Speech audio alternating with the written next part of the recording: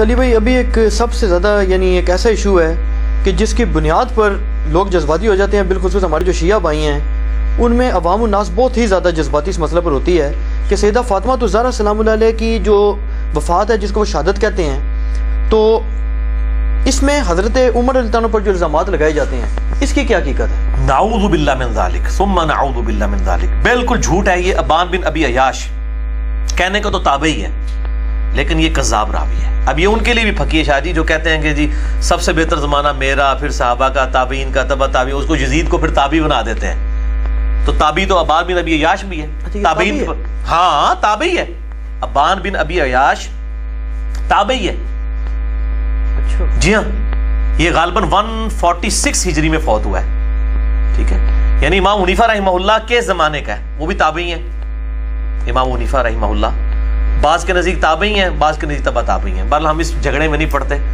علی بن عثمان حجویری نے ان کو کشف المحجوب میں تبع تابعی لکھا ہے، اور مجھے یہ مضبوط قول تبع تابعی والا لگتا ہے، ٹھیک ہے۔ بہرحال یہ ان کے زمانے کا ہی ہے، ابان بن ابی عیاش۔ اس کو امام مسلم نے صحیح مسلم کے مقدمے میں کذاب لکھا ہے، اور اسی طریقے سے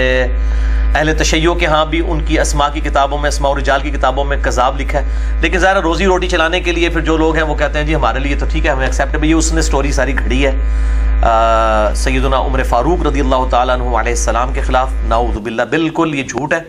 اور کوئی ایسی بات نہیں ہے، یہ بالکل جھوٹا واقعہ ہے۔ خالد بن ولید کے اوپر بھی جھوٹ باندھا گیا کہ وہ بھی گھسیٹ کے لائے اور یہ ہو گیا، دروازہ پھینکا۔ البتہ ایک روایت ہے جو اہل سنت کے گلے میں پھنسی ہوئی ہے، میں تو اس روایت کو صحیح نہیں سمجھتا، مصنف ابن ابی شیبہ سے، میں نے مسند نمبر 66A کے اندر بھی اس کو بیان کیا ہے کہ جی سیدنا عمر نے دھمکی دی تھی فاطمہ کو جب ان کے گھر میں میٹنگ ہو رہی تھی خلافت کے والے سے کہ میں تیرے گھر کو آگ لگا دوں گا،